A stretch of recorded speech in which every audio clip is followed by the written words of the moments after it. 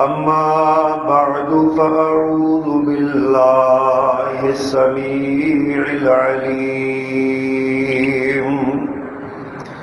وبوجهه الكريم وسلطانه القديم من الشيطان الرجيم من همزه ونفخه ونفسه بسم الله الرحمن الرحيم ولكل وجهة هو موليها فاستبقوا الخيرات أينما تكونوا يأتي بكم الله جميعا إن الله على كل شيء قدير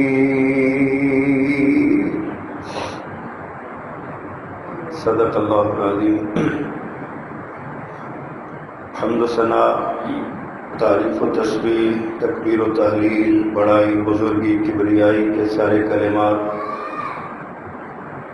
سارے اسماء حسنہ اللہ سبحانہ و تعالیٰ کے لیے خاص ہے. تو اکیلا ہی اس ساری کائنات کا بلا شرکت غیر یکتا و تنہا مالک و مختار ہے. وہ بادشاہوں کا شہنشاہ، جس کو چاہے تخت اقتدار پہ بٹھائے اور جسے چاہے تخت دار پہ لٹکا دے. وہ ہر طرح کی عزتوں اور ذلتوں کا مالک، جس کو چاہے عزتوں سے سرفراز کر دے اور جسے چاہے ذلتوں سے امکنار کر دے. کون ہے اس کے سامنے اس کی مرضی و منشا کے بغیر دم مارنے کی جرت رکھتا ہو؟ لہذا ہر طرح کی حاجات و مناجات، دعائیں، التجائیں، ندائیں اور پکاریں اسی اللہ کے لیے خاص ہونی چاہیے. اور درود و سلام امام الرسل، خطیب الانبیاء، سید ولد آدم، رسول محتشم، نبی معظم، امام الہدا، رسول خدا، جناب محمد الرسول اللہ صلی اللہ علیہ وآلہ وصحبہ وسلم کی ذات گرامی پر مختصر حمد و صلات کے بعد اللہ سبحانہ و تعالیٰ نے انسان کی تخلیق فرمائی تو اس کی فطرت میں چند باتیں اللہ نے رکھی ہیں. ان فطری باتوں میں سے ایک بات جو قرآن ہمیں بتاتا ہے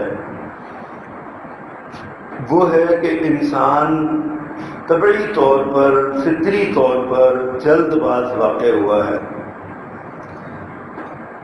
اگرچہ اس کے اندر تحمل اور صبر کی صفت بھی موجود ہے، لیکن عمومی طور پر انسان کوئی بھی فیصلہ کرنے میں اور کوئی بھی قدم اٹھانے میں جلد باز واقع ہوا ہے. قرآن مجید میں اللہ پاک ایک جگہ پر ارشاد فرماتے ہیں وَيَدْعُ الْإِنسَانُ بِالشَّرِّ دُعَاءَهُ بِالْخَيْرِ وَكَانَ الْإِنسَانُ عَجُولًا. فرمایا کہ انسان اپنے ہی حق میں بری دعا مانگنے میں جلدی کرتا ہے خیر کی جگہ پر.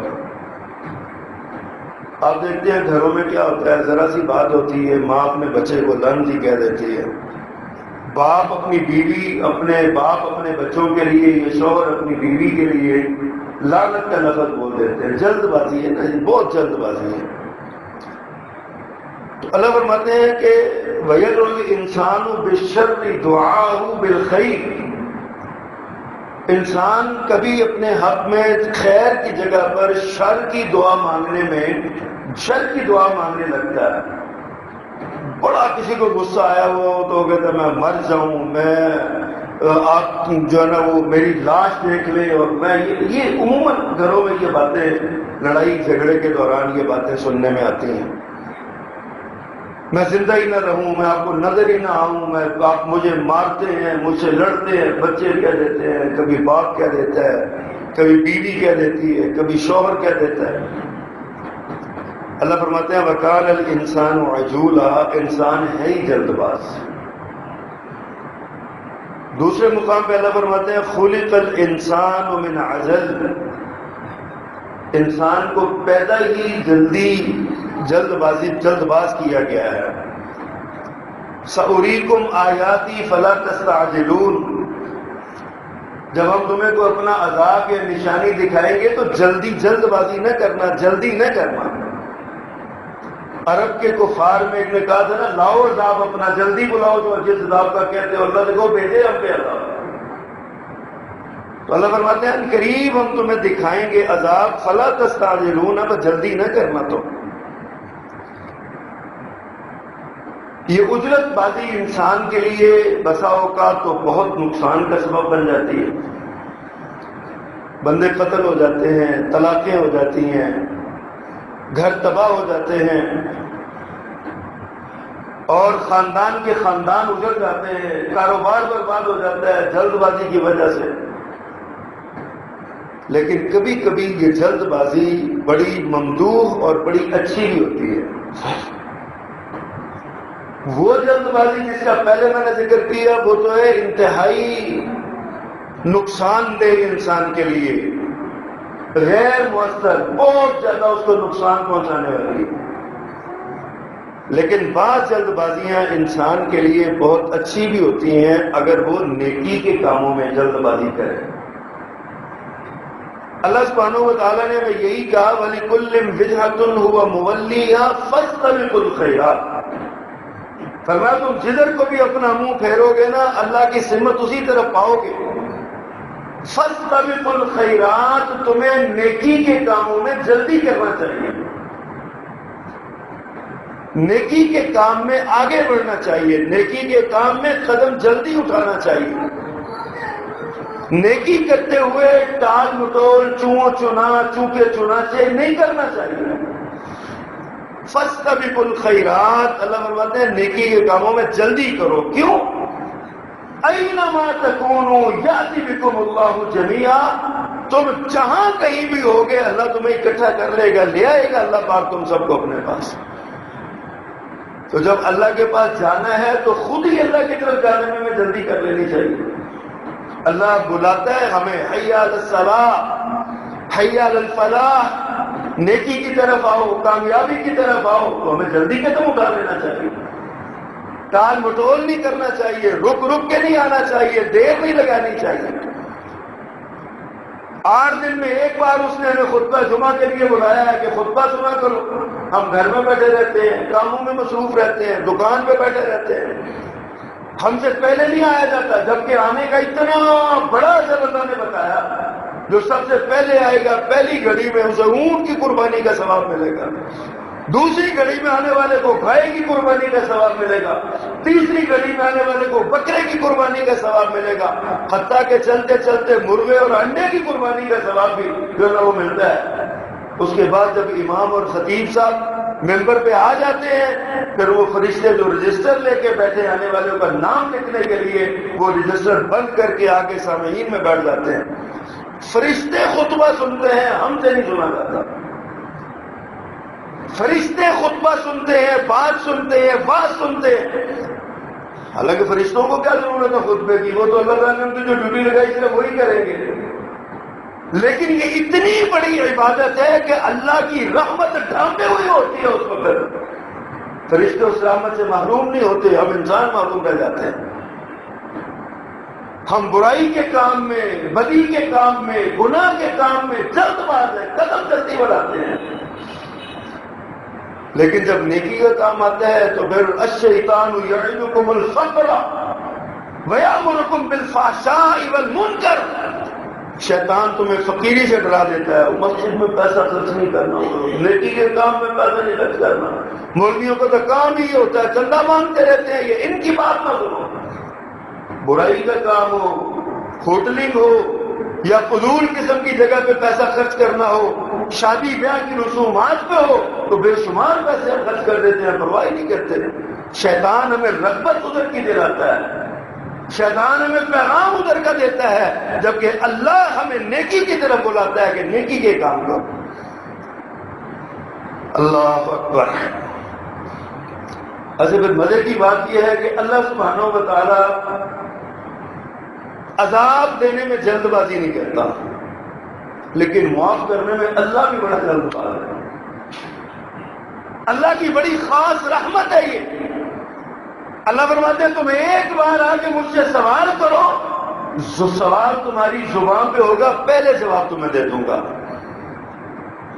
مجھ سے التجا کرو، میرے سامنے ہاتھ پھیلاؤ، مجھ سے مانگو، گناہوں کی معافی مانگو، ضروریات زندگی کا سوال کرو، معاشرے میں عزت مانگو، جو بھی مانگو گے تم مانگو، میں تمہیں دے دوں گا، مجھے مانگو تو دے مجھ سے۔ وَإِذَا سَأَلَكَ عِبَادِي عَنِّي فَإِنِّي قَرِيبٌ أُجِيبُ دَعْوَةَ الدَّاعِ إِذَا دَعَانِ فَلْيَسْتَجِيبُوا لِي وَلْيُؤْمِنُوا بِي۔ کیا بات، اللہ سبحانہ و تعالیٰ نے کتنا حوصلہ افزا پیغام میں دی ہے۔ تمام میرے بندے جب تجھ سے میرے بارے میں سوال کریں ان سے کہو میں تمہارے قریب ہوں، میں تمہارے قریب ہوں۔ انی قریب اجیب دعوت الداعی اذا دعان، جب پکارنے والا مجھے پکارتا ہے میں اس کی پکار کا جواب دیتا ہوں۔ ساتھ اللہ کا فرماتے ہیں فَلْيَسْتَجِيبُوا لِي وَلْيُؤْمِنُوا بِي، تمہیں چاہیے مجھے ہی پکارو، میرے ہی سامنے اپنی باتیں رکھو، مجھ پر ایمان لاؤ، یقین رکھو مجھ پر کہ میں تمہاری بات سنتا ہوں۔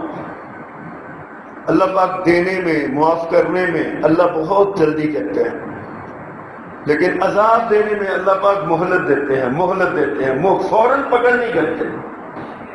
ایک بندہ آج گناہ میں ملوث ہوا، آج ہی نہیں پکڑا جاتا، اللہ پاک مہلت دیتے ہیں، عیوب چھپاتے ہیں، گناہ چھپاتے ہیں۔ میرے آقا نے فرمایا کہ اللہ پاک میری ساری امت کو معاف کر دے گا الا المجاہرون، مگر مجاہرون کو معاف نہیں کرے گا۔ صحابہ کرام نے پوچھا مجاہرون کیا ہے؟ فرمایا ایسے لوگ جو رات کو گناہ کرتے ہیں، اللہ نے ان کا پردہ ڈالا، چھپا دیا، اگلے دن خود لوگوں کو بتاتے پھرتے ہیں رات میں نے یہ گناہ کیا، رات میں نے یہ غلطی کی، رات میں نے یہ کوتاہی کی، رات میں نے یہ جرم کیا، خود لوگوں کو بتاتے ہیں۔ اللہ فرماتے ہیں جو چھپ کے رہتا ہے گناہ ہو جاتا ہے، چھپ جاتا ہے، اللہ نے چھپایا وہ اس سے معافی مانگتا ہے، اللہ اس کو معاف کر دیتا ہے۔ لیکن جو اپنے گناہ کو خود نہیں چھپاتا پھر اللہ بھی اس کے گناہ کو نہیں چھپاتا۔ اللہ معاف کرنے میں جلدی کرتے ہیں۔ اللہ فرماتے ہیں وَرَبُّكَ الْغَفُورُ ذُو الرَّحْمَةِ، تمہارا پروردگار بخشن ہار ہے، رحمت والا ہے۔ لو یؤاخذہم بما کسبوا لعجل لهم العذاب، اگر وہ تمہیں پکڑنے پہ آئے تو تمہاری کرتوتوں کے بدلے تمہیں بہت جلد عذاب کا شکار کر دے، عذاب دے دے۔ لیکن بل لهم موعدا لن یجدوا من دونہ موئلا، لیکن وہ تمہیں مہلت دیتا ہے، وعدہ دیتا ہے، انتظار کرتا ہے، لیکن جب اس کی پکڑ میں آئے تو تم بھاگ نہیں سکو گے، پھر تمہیں مہلت نہیں ملے گی۔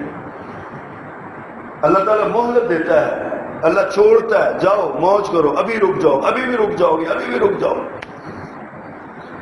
اللہ اکبر۔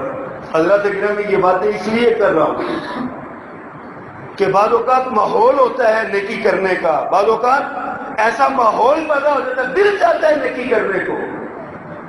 ماہ رمضان اس ماحول کا ایک حصہ ہے جس دن سلسلۃ الشیاطین، شیطانوں کو مقید کر دیا جاتا ہے، اور کسی مقام میں وَصُفِّدَتِ الشَّيَاطِينُ، شیطانوں کو زنجیریں پہنا دی جاتی ہیں، اور کیا ہوتا ہے فتحت ابواب الجنہ، جنت کے دروازے چور چپٹ کھول دیے جاتے ہیں۔ غلقت ابواب الجحیم یا ابواب جہنم، جہنم کے دروازے بند کر دیے جاتے ہیں، مکمل بند کر دیے جاتے ہیں۔ اب یہ ماحول بن گیا ہے نا، اس ماحول میں بندے کو یاد رکھنا چاہیے فاستبقوا الخیرات، اس ماحول میں نیکی کے کام میں آگے بڑھنا چاہیے۔ اللہ کے رسول صلی اللہ علیہ وسلم فرماتے ہیں آسمان سے فرشتہ آواز دیتا ہے یا باغی الخیر اقبل و یا باغی الشر اقصر، نیکی کی تلاش کرنے والے سارے راستے نیکی کے کھل گئے. اب ذرا قدم اٹھا، آگے بڑھ، زور لگا، محنت کر.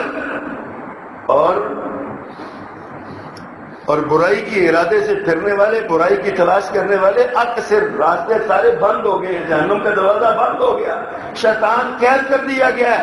اب تیرے لیے برائی مشکل ہے تو تو اپنے آپ کو یہی پہ سنبھال لے. اپنا جو وقت برائی میں گزارنا چاہتا تھا اب نیکی کے کاموں پہ لگا ہو. نیکی کے کاموں میں جلدی کرو. وَلِكُلٍّ وِجْهَةٌ هُوَ مُوَلِّيهَا فَاسْتَبِقُوا الْخَيْرَاتِ. نیکی کاموں میں آگے بڑھو. اللہ آواز دے رہے ہیں، اللہ پکار رہے ہیں. موقع بن گیا، ماحول بن گیا، اور ایسے اسباب پیدا ہو گئے نیکی کرنے کے. مسجدیں آباد ہو جاتی ہیں. 11 مہینے مسجدوں میں اتنی رونق نہیں ہوتی جتنی اس 1 مہینے میں ہوتی ہے. یہ علامت ہے اس بات کی کہ شیطان قید ہے. نیکی کا جذبہ دل میں ہے، اللہ پاک نے نیکی کا شوق پیدا کیا ہے، لیکن انسان کا کام یہ ہے کہ اس شوق کو اور زیادہ جلا بخشے. اللہ تو نے 5 نمازیں فرض کی ہیں، میں تیرے لیے کچھ نوافل بھی پڑھوں گا. تو نے ذکر اذکار فرض کیا ہے، میں زیادہ سے زیادہ تیرے ذکر سے اپنی زبان پر رکھوں گا. انسان شوق پیدا کرے.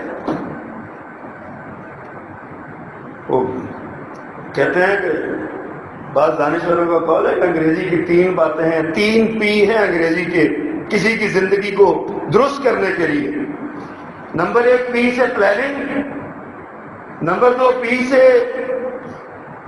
پی سے پلاننگ، پی سے پریکٹسنگ، اور ایک اور پی سے ابھی آ جاتا ہے یاد انشاءاللہ. 3 پی ہیں جن کے ساتھ انسان کی زندگی کو سنوارا جاتا ہے. پلاننگ کی جاتی ہے، پھر اس کے لیے پریپیرنگ کی جاتی ہے، تیاری کی جاتی ہے، پھر پریکٹس کی جاتی ہے. یہ 3 بھی اگر اس کو اپنی زندگی میں ہم نافذ کر لیں تو رمضان سے پہلے ان 3 پیز پر ہمیں عمل کرنا چاہیے. ہمیں اس کے لیے تیار ہونا چاہیے، پریپیئر کرنا چاہیے اپنے آپ کو. ہمیں اس کے لیے پلاننگ کرنی چاہیے، ہمیں تیاری کرنی چاہیے، عزم کرنا چاہیے، اور پھر ہمیں اس عزم کے مطابق عمل کرنا چاہیے. یہ ہماری زندگی کا بڑا ہی اہم ترین لمحات ہیں، مقدس ترین لمحات ہیں. کاش کہ ہم آنے والے ان لمحات کی قدر کر سکیں. کاش کہ آنے والے ان لمحات کو ہم ان کو اپنے ہاتھوں میں قید کر سکیں. کاش کہ اس رمضان کو ہم اللہ کے حضور پیش کرنے والا رمضان بنا سکیں. اللہ سبحانہ و تعالیٰ نے ہمیں یہ باتیں کہی ہیں. فَاسْتَبِقُوا، ایک جگہ پہ اللہ فرماتے ہیں فَاسْتَبِقُوا الْخَيْرَاتِ إِلَى اللَّهِ مَرْجِعُكُمْ جَمِيعًا فَيُنَبِّئُكُم بِمَا كُنتُمْ فِيهِ تَخْتَلِفُونَ. فرمایا کہ اللہ کی طرف، نیکیوں کی طرف آگے بڑھو. اللہ کی طرف تم سب نے اکٹھے ہونا ہے، لوٹ کے جانا ہے، اور اللہ پھر تمہارے اعمال میں جن میں تم اختلاف کرتے تھے تمہیں خبردار کر دے گا کہ یہ اس کی حقیقت ہے، یہ اس کی اصل ہے. اچھا، نیکی میں جلدی کرنے کا مقصد کیا ہے؟ یہ نہیں ہے کہ نماز پڑھنے آئے ہو تو جی نیکی میں جلدی، نماز نیکی ہے، جلدی تو کبے کی طرح ٹھونگے مارو اور فٹافٹ نکل جاؤ. یہ نیکی نہیں ہے. یہ نیکی میں جلدی کا یہ مقصد نہیں ہے. نیکی کرنے میں جلدی کا مقصد یہ ہے کہ نیکی کے وقت میں تاخیر نہیں کرنی چاہیے. نیکی کا موقع مل جائے تو ٹال مٹول نہیں کرنی چاہیے. نیکی کا وقت آ جائے تو تاخیر نہیں کرنی چاہیے. یہ ہے فاستبقوا الخیرات کا معنی. اللہ نے ایک موقع دیا تو اس کو حاصل کیا جائے، اس کو گین کیا جائے، اس کو فوراً کسی بھی انداز میں، کسی بھی لہجے میں، کسی بھی طریقے سے خواہش ہو کہ نیکی کو حاصل کر لیں. غزوہ احد میں ایک صحابی رسول اللہ کے رسول صلی اللہ علیہ وسلم کے پاس پیش ہوتے ہیں. آقا کریم مجھے بتائیے، اگر میں جنگ میں لڑتا ہوا مارا جاؤں تو میرے لیے کیا ہے؟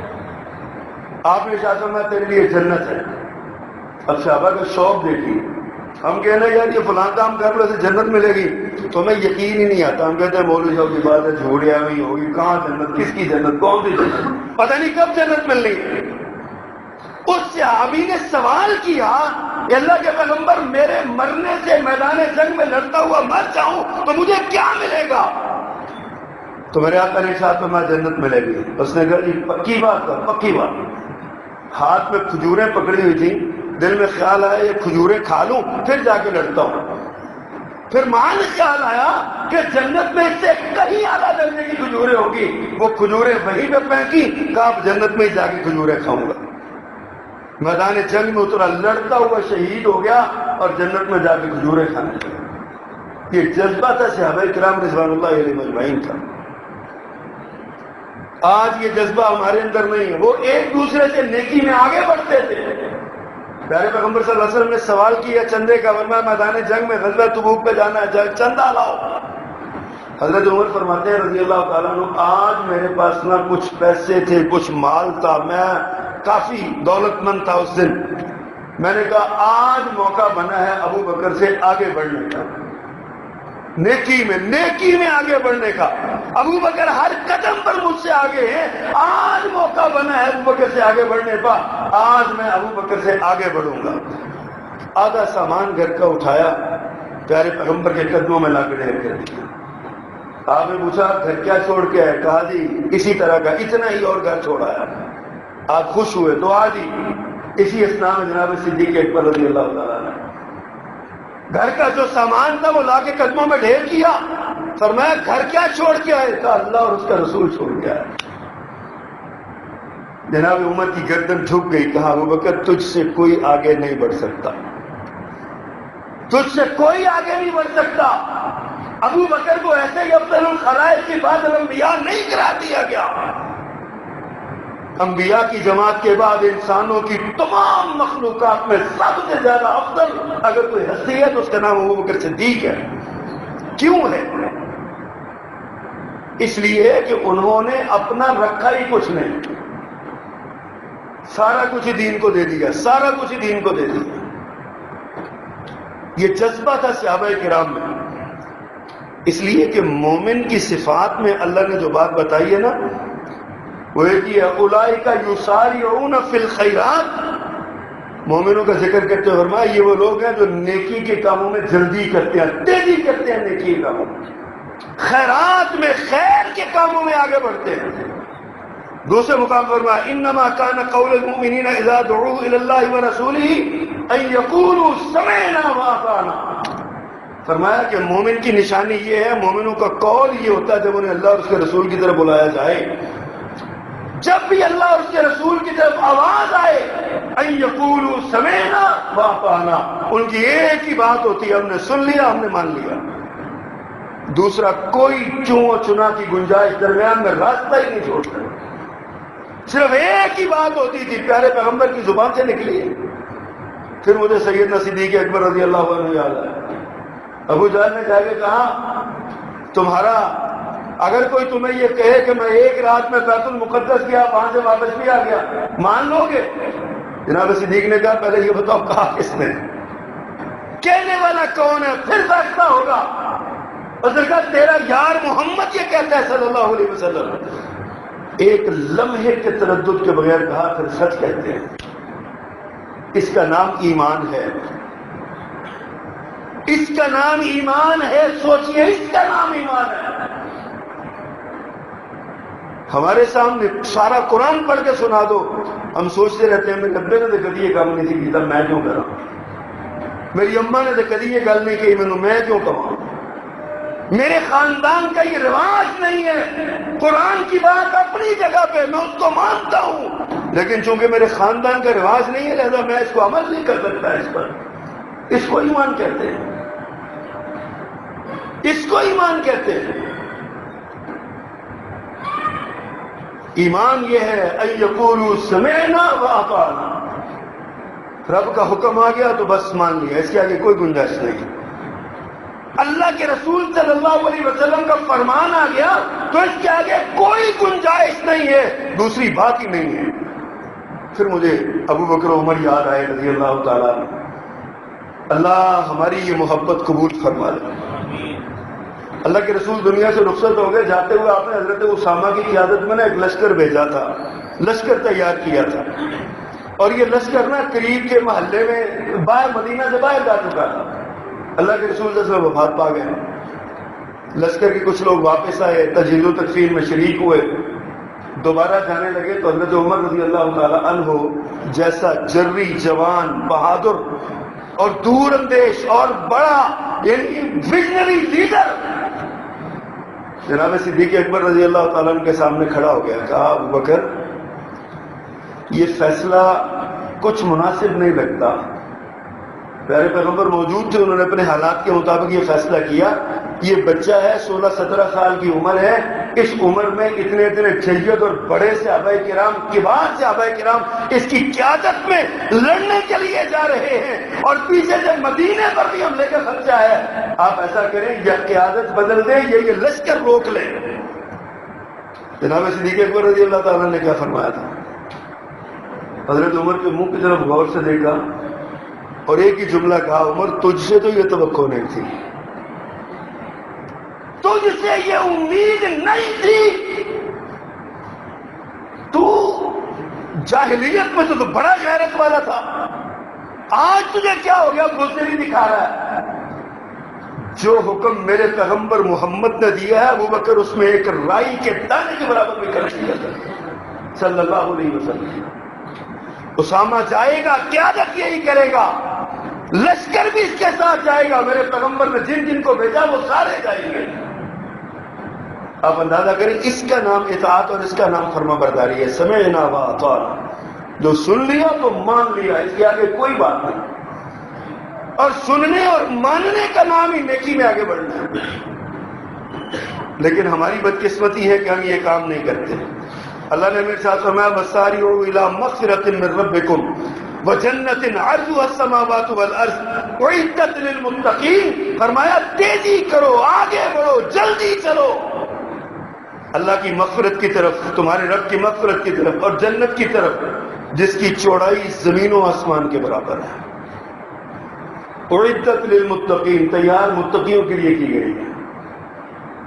اور متقی کون ہے؟ تقوی کیسے آتا ہے؟ فرمایا یا ایھا الذین آمنوا کتب علیکم الصیام کما کتب علی الذین من قبلکم لعلکم تتقون. روزہ تم پر اور تم سے پہلوں پر اس لیے فرض کیا تھا تاکہ تم متقی بن جاؤ. اور ادھر فرمایا یہ جنت جس کی چوڑائی زمین و آسمان کے برابر ہے، فرمایا کہ یہ متقیوں کے لیے تیار کی گئی. کیا تیاری ہم نے کی اس جنت میں جانے کی؟ کیا جذبہ ہے ہمارے اندر اس جنت میں جانے کا؟ کیا شوق پیدا ہوا ہمارے دل میں اس جنت میں جانے کا؟ اس جنت کی طرف ہم قدم کیوں نہیں بڑھاتے؟ ہمارا ایمان بہت کمزور ہے.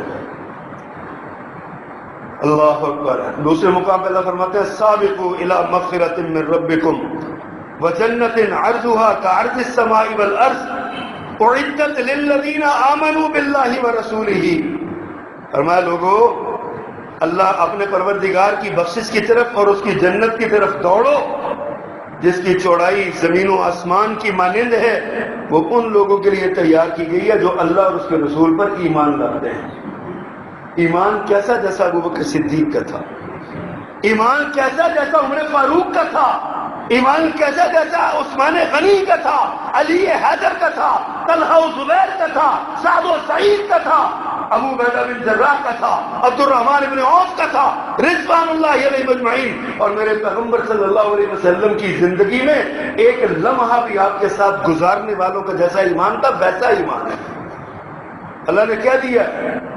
صاف اعلان کیا فَإِنْ آمَنُوا بِمِثْلِ مَا آمَنْتُمْ بِهِ فَقَدِ اهْتَدَوْا. اگر یہ لوگ تمہارے جیسا ایمان لائیں گے تو ہدایت پائیں گے. میرے صحابہ کی جماعت، صحابہ کی جماعت، اگر یہ تمہارے جیسا ایمان لائیں گے تب ایمان ان کا مکمل ہوگا. فرمایا یہ جنت جس کی چوڑائی زمین و آسمان کی طرح ہے یہ ان لوگوں کے لیے تیار کی گئی جو اللہ اور اس کے رسول پر ایمان لائے. اپنے ضمیر کے کٹہرے میں کھڑے ہو کے سوچا کریں ہمارا اللہ اور اس کے رسول پر ایمان ہے تو کتنا ایمان ہے. اللہ اور اس کے رسول کی بات ہم کتنی مانتے ہیں. کبھی اپنے چہروں پہ ہاتھ پھیر کے دیکھا کریں ہم اللہ کے رسول کی کتنی بات مانی ہے. کبھی اپنے سر کے بالوں پہ ہاتھ پھیر کے دیکھا کریں. کبھی اپنے بچوں کے سر کے بالوں کے ہاتھ پھیر کے دیکھا کریں. کبھی اپنی شلواروں کو دیکھا کریں یہ گھٹنوں ٹخنوں سے نیچے ہیں کہ اونچی ہیں. اللہ کے رسول کی بات کہاں مانی ہے. ساری تو خواہشات نفس کی پوجا کرتے ہیں. ہمارا دل نہیں چاہ رہا داڑھی رکھنے کو، لہذا نہیں رکھتے. ہمارے ابے نے نہیں رکھی تھی لہذا میں نہیں رکھوں گا. میری اماں نے نہیں رکھی تھی لہذا میں نہیں رکھوں گا. میرے گھر میں میری اماں نہیں کہتی مجھے رکھنے کو لہذا میں نہیں رکھوں گا. میرے فلاں نے نہیں رکھی، میری شادی نہیں ہوگی لہذا میں داڑھی نہیں رکھوں گا. اللہ کے رسول کی بات مانتے ہیں. رمضان کے سارے روزے ہم رکھ لیں گے، اللہ کے رسول صلی اللہ علیہ وسلم کی اس بات کو ہم نہیں مانیں گے. رمضان کے سارے روزے ہم رکھ لیں گے، ہم تو اپنے سر کے بالوں کو ٹھیک نہیں کر سکتے، پیارے پیغمبر کی سنت کے مطابق نہیں کر سکتے. ہم مومن ہیں، ہم مسلمان ہیں، ہم کلمہ پڑھنے والے ہیں. اللہ فرماتے ہیں یہ جنت تیار ہی ان کے لیے کی گئی ہے جو اللہ اور اس کے رسول کی بات مانتے ہیں، اور ہم روزہ رکھ کے جنت میں جانے کی خواہش مند ہیں. اللہ اکبر. پھر ہمارے مقابلے ہوتے ہیں. قرآن مجید میں اللہ نے ہمیں ایک مقابلہ کرنے کا حکم دیا. سورۃ مطففین کا بھی پڑھا کریں، اس میں اہل جنت کا تذکرہ. فرمایا ان الابرار لفی نعیم، نیک لوگ نعمتوں میں ہوں گے. علی الارائک ینظرون، تم دیکھو گے تکیوں کے ٹیک لگائے بیٹھے ہیں.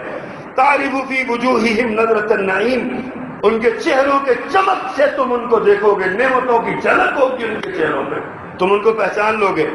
یسقون من رحیق مختوم ختامہ مسک، فرمایا تم ان کو دیکھو گے وہ پی رہے ہوں گے کیا ہی خوبصورت رحیق مختوم، ایسی چیز جو انتہا درجے کی میٹھی اور انتہا درجے کی لذیذ، کستوری جیسی اس کی خوشبو ہوگی. اور فرمایا وفی ذالک فلیتنافس المتنافسون، مقابلہ کرنا ہے تو اس کام میں کرو، رغبت دلانی ہے تو اس کام میں دلاؤ.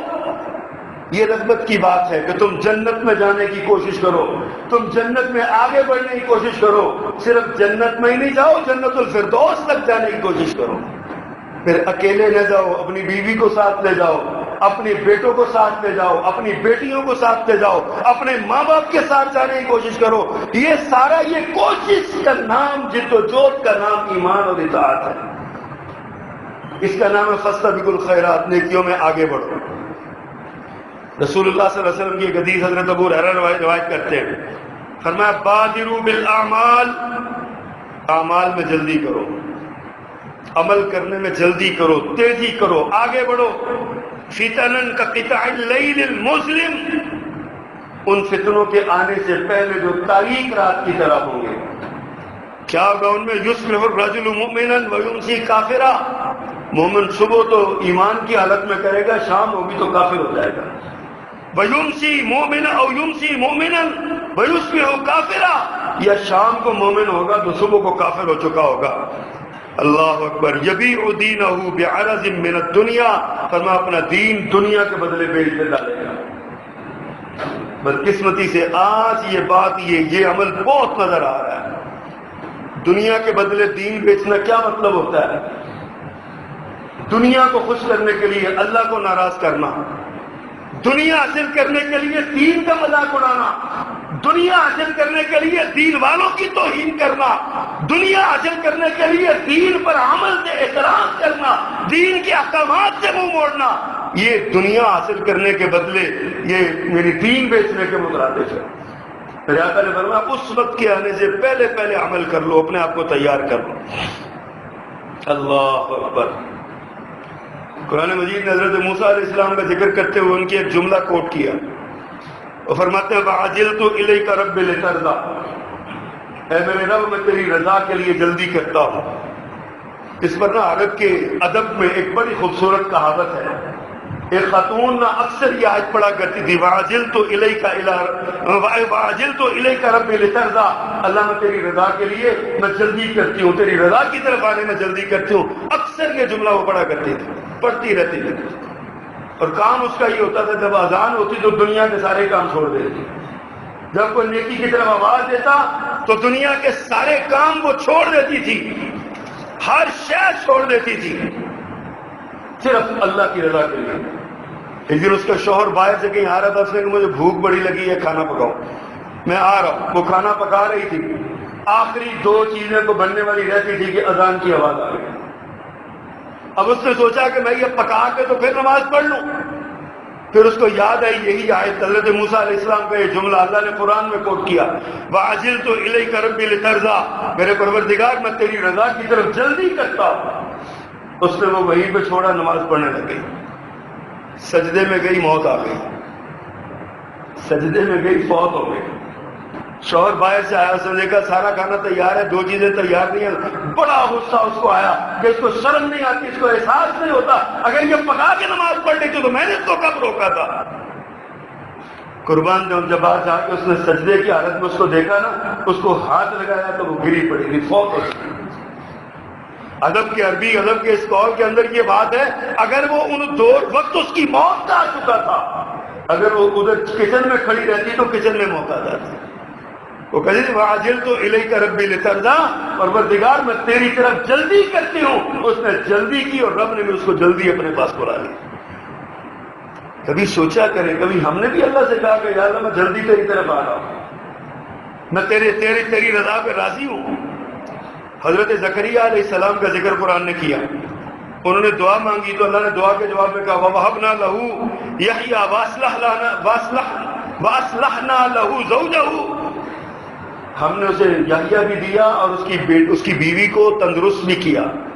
اگلا جملہ اللہ نے کیا فرمایا، اِنَّهُمْ كَانُوا يُسَارِعُونَ فِي الْخَيْرَاتِ، یہ نیکی کے کاموں میں آگے بڑھنے والے تھے۔ حضرت زکریا بھی، یحییٰ بھی، ان کی والدہ بھی، یحییٰ کی والدہ بھی علیہ السلام، فرمایا کہ یہ نیکی کے کاموں میں جلدی کرنا۔ اور خود ہمارے نبی صلی اللہ علیہ وسلم ایک دن نماز پڑھائی تو نماز سلام پھیرتے ہی نا آپ فوراً اٹھے اور تیزی کے ساتھ اپنے گھر کسی زوجہ کے گھر گئے، بڑی تیزی کے ساتھ، جیسے پتہ نہیں کو کیا ہو گیا۔ صحابہ کرام پریشان ہو گئے، ایسا کبھی ہوا نہیں تھا۔ آپ گھر گئے، تھوڑی دیر بعد پلٹ کے واپس آئے مطمئن چہرے کے ساتھ، صحابہ میں تشریف رکھی۔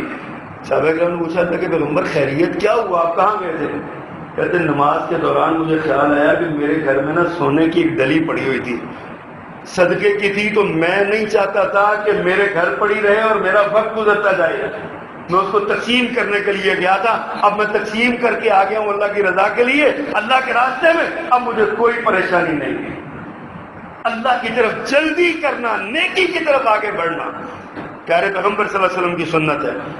اور آپ نے ارشاد فرمایا اغتنم خمسا قبل خمس، فرمایا 5 چیزوں کو 5 چیزوں سے پہلے غنیمت جانو۔ نمبر 1 شبابک قبل حرمک، بڑھاپے سے پہلے جوانی کو غنیمت جانو۔ بڑھاپا آ جاتا ہے تو سجدے نہیں ہوتے، بڑھاپا آ جاتا ہے تو رکوع نہیں ہوتے، پھر ایک وقت آتا ہے بڑھاپا آ جاتا ہے تو مسجدوں میں نہیں آیا جاتا، گھروں میں بیٹھ کے نمازیں پڑھنی پڑتی ہیں۔ بڑھاپا آ جاتا ہے تو بڑی نیکی کے بہت سے کاموں سے بندہ محروم رہ جاتا ہے۔ فرمایا کہ بڑھاپے کے آنے سے پہلے پہلے جوانی کو غنیمت جان لو، یہ جوانی کے اندر اللہ کی عبادت کرو، در جوانی توبہ کردن شیوائے پیمبری، وقت پیری گرگ ظالم میں سوز پرہیزگار۔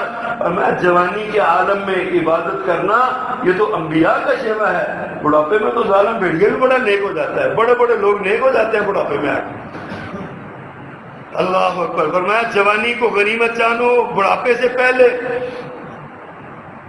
بیماری آنے سے پہلے صحت کو غنیمت جانو۔ لیکن چلتے چلتے اچانک ایکسیڈنٹ ہو گیا، ٹانگ ٹوٹ گئی، کئی مہینے کے لیے بندہ بستر پہ آ گیا، اللہ نہ کرے اللہ سب کو صحت دے، صحت کی حفاظت فرمائے، اچانک فالج کا اٹیک ہوا، بندہ ہمیشہ کے لیے چارپائی پہ آ گیا، اس سے پہلے پہلے فرمایا غنیمت جانو اپنی صحت کو، اپنی بیماری سے پہلے، اپنی بنا اور دولت کو، اپنی فقیری سے پہلے۔ آج اللہ نے آپ کو پیسے دیے ہیں تو خرچ کرو اللہ کے راستے میں، کھلے دل سے خرچ کرو، اللہ سے سودا کرو کہ اللہ یہ 10 روپے میں تیرے راستے میں دے رہا ہوں، میں جنت چاہتا ہوں، اس سے میرے پاس ہیں 10 روپے، یہی دے سکتا ہوں۔ کبھی اللہ سے سوال تو کیا کریں، کبھی اللہ کے سامنے رکھیں تو صحیح کوئی بات۔ اللہ اکبر۔ پھر فرمایا وَفَرَاغَكَ قَبْلَ شُغْلِكَ، اپنی مصروفیت سے پہلے اپنی فراغت کو غنیمت جانو۔ یہ نہ ہو کہ تمہیں مشغولیت ہو جائے، جب بندہ مشغول ہو جاتا ہے نا، کام میں لگ جاتا ہے، پھر اللہ کا ذکر نہیں ہوتا، پھر نماز میں بھی کوتاہی ہو جاتی ہے، سستی ہو جاتی ہے۔ اگرچہ اللہ نے بہت سی رخصتیں دے رکھی ہیں، لیکن مومن بندہ عزیمت والا ہوتا ہے، وہ عزیمت والا راستہ اختیار کرتا ہے۔ اور اس لیے فرمایا جب مصروف ہو تو مصروفیت سے پہلے اپنے جو فراغت کے لمحے ہیں نا ان کو غنیمت جانو، زیادہ سے زیادہ کام ان میں کر لو. اور آخری بات فرمایا وحیاتک قبل موتک، اپنی موت سے پہلے زندگی کو غنیمت جانو. تمہاری زندگی کسی بھی وقت ختم ہو سکتی ہے، کبھی بھی تمہیں آواز پڑ سکتی ہے آ لو بھائی ٹائم آ گیا. اور جب ٹائم آ گیا تو پھر ایک لمحے کی تاخیر تعجیل نہیں ہوتی، ایک لمحہ بھی پھر آگے پیچھے نہیں ہوتا. پھر آ جاتا ہے، پھر کوئی دولت مند کی دولت بھی نہیں کسی کو روک سکتی، کسی منصب دار کا منصب نہیں روک سکتا. پھر تو فرشتہ آتا ہے اور اللہ کا حکم سناتا ہے اور بندے کو نکل جاتا ہے، سارے دیکھتے رہو گئے. فرمایا اس وقت کے آنے سے پہلے، موت کے آنے سے پہلے اپنی زندگی جو اللہ نے تمہیں دی ہے اس زندگی کو غنیمت جانو، اس زندگی کی قدر کر لو، اس زندگی سے سبق حاصل کر لو.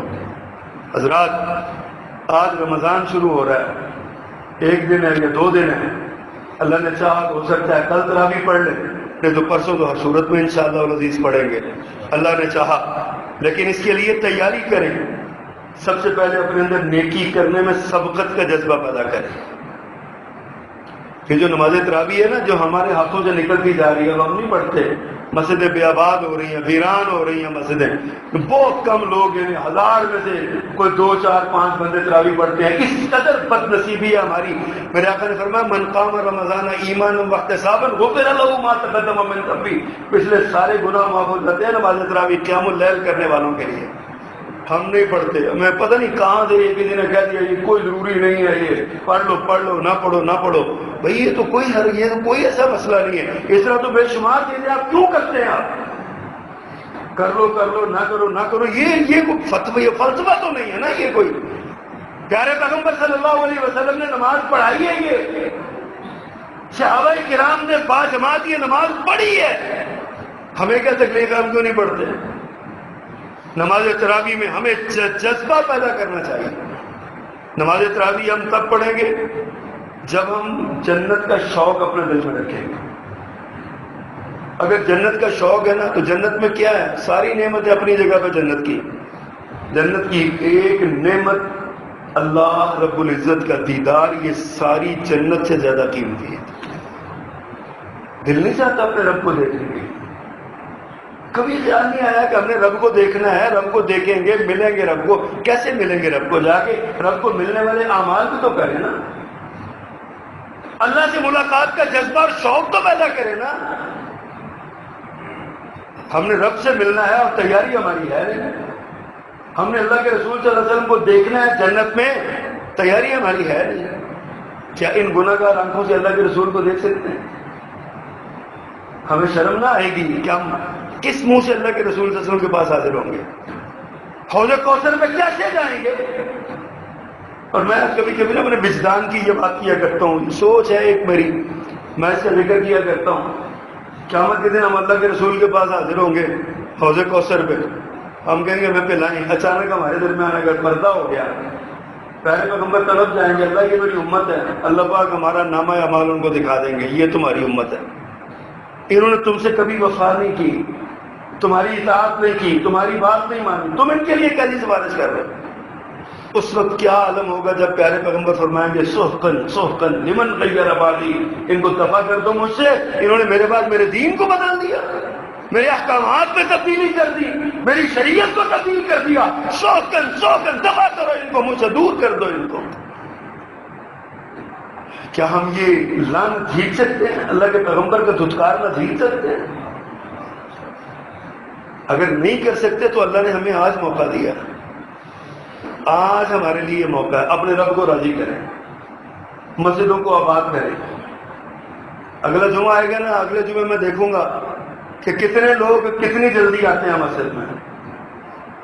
اگر اسی طرح جس طرح آج آئے ہیں ویسے ہی آئے تو پھر تو اس کا مطلب ہوا کہ آپ نے پھر رمضان کی کوئی قدر نہیں کی، اللہ کے مہمان کی قدر نہیں کی. اور اگر آپ وقت سے پہلے آ کے یہاں تلاوت کرتے ہوئے پائے گئے، یہاں ذکر اذکار نوافل پڑھتے ہوئے پائے گئے روزے کے اندر، تو پھر ہم بھی سمجھیں گے کہ اللہ سبحانہ و تعالیٰ نے آپ کے دل میں محبت کی شمع جلا دی، اللہ کی محبت کی، رسول کی محبت کی، دین کی محبت کی شمع آپ کے دل میں جل گئی. تیاری کریں اس بات کی.